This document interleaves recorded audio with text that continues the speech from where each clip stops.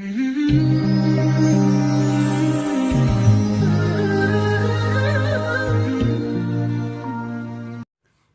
عليكم.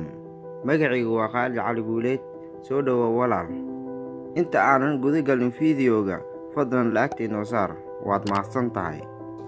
maanta barnaamijkeenu waxa uu ku saabsan yahay maxaa dhici doona haddii aad seexan weysid muddo 3 maalmood ah. hurdadu waxa ay muhiim u tahay noloshaada. waxaa dhici karta in aad soo jeedo habeeno sababo jirta awgeeda in aad xanuunsan tahay.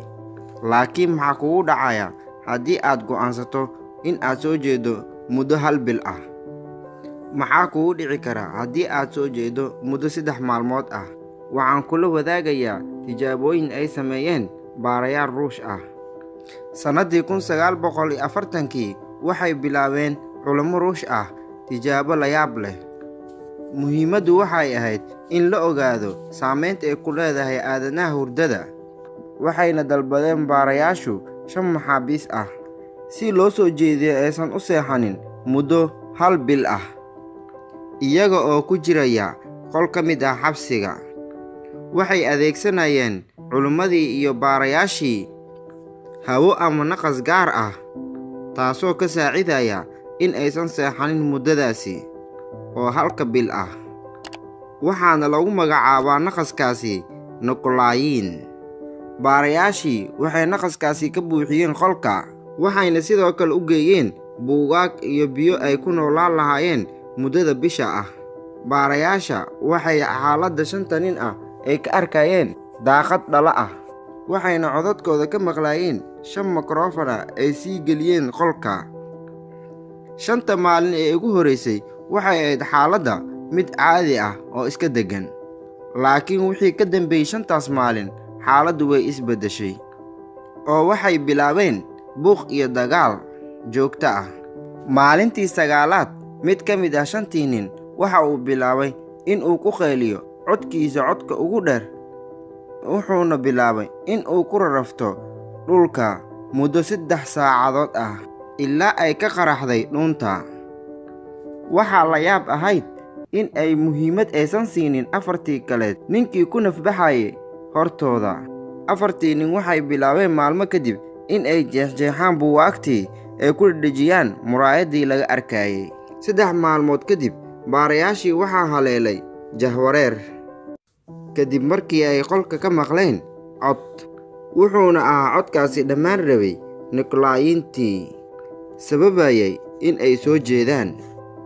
waxay la hadleen baarayaashii 4tii nin in ay ogaadaan in uu dhammaan rabo naqaskii. waxayna kala hadleen sameecad, waxayna ku dhaheen, waryaada waan soo gelaynaa, waxaana hagaajinaynaa mikrofonada ee ka leexda albaabka, haddii kale waxaa idinku dhufanaynaa xabad. waxayna ku jawaabeen 4tii nin arrin aysan jeclaysanin baarayaashii. ma rabna in aan dib u degno, maxaa yeele ma inoo furno waddo aatan ahayn. Dr. Matthew Walker, qoraaga buugga maxaan u seexanaa, waxaa la weydiiyey su'aal ahayd ilaa intee ayaa la soo jeedi karaa iyadoo maskaxda iyo jidhka intiisa kaleba aanan gaaraynin wax dhib ah. jawaabtu waxay noqonaysaa qofku waxa uu soo jeedi karaa muddo 16 saac. muddadaas kadibna waxaad noqonaysaa tabar la'aan sababtoo maskaxda ayaa daciifayso. runtiina waa gaari shidaalka sii dhammaanaya oo kale. intaa kadib waxa ay go'aansadeen baarayaashii in ay gooyaan naqaskii. markii naqaskii la joojiyey waxa ay bilaabeen 4tii nin in ay qayliyaan ay cawaadaan, sababtoo ah waxaa jidhkooda la qabsaday naqaska. waxayna dareemeen baarayaashii in ay rag u baahan yihiin naqaska ay la qabsadeen jidhkooda. waxa ay daareen mar kale naqaskii, wayna wada aamuseen 4tii nin. habeenkii markii la gaarina saqda dhexe, ciidamadii iyo baarayaashii waxa ay soo galeen qolkii, waxayna arkeen qolka oo dhan oo ah dhiig, mana jirin meel qolka ka bannaan oo aanan lahayn dhiig. midda ka dhibneed ee kooxdaasi waxa ay ahayd inta muddadaas lagu guda jiray in aysan siinin wax cunto ah marka laga reebo biyo. waxayna maxaabiistii ku kalifnaadeen in ay cunaan jirkooda. Markii laga soo saaray goobtii, waxa ay ahaayeen jirkooda mid isku furan, calooshooda waxa ay taali bannaanka. Waxaa si toos loo arkayay xubnahooda sida kelida iyo caloosha, kuwaas oo ka dhex buuxay hilbihii jirkooda oo horay u cuneen. Markii la soo geliyey qolalkii qaliinka, waxa ay ahaayeen sida dad waalwaalan oo dilaayayaal ah. Waxaa lagu xirxiray sariirtii qaliinka ilaa ay ka tabarbeelayaan misena ay ka suuxeen. Mid ka mid ah 4 nin waxa uu indhaha kala hadlay mid ka mid ah tiktoorada, wuxuuna yidhi, "Haloo keeno buug iyo qalin." Waxa uu doonayaa in uu inoo sheego wax. Goortii loo keenay buug iyo qalinka, waxa uu qoray, "U diyaargaroowa dhimashadeena oo kale."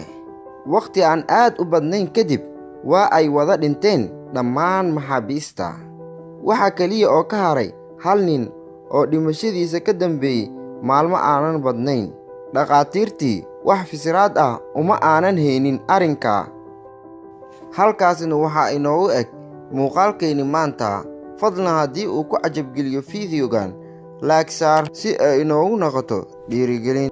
Tan iyo muuqaalka xiga, sidaas iyo nabadgelyo.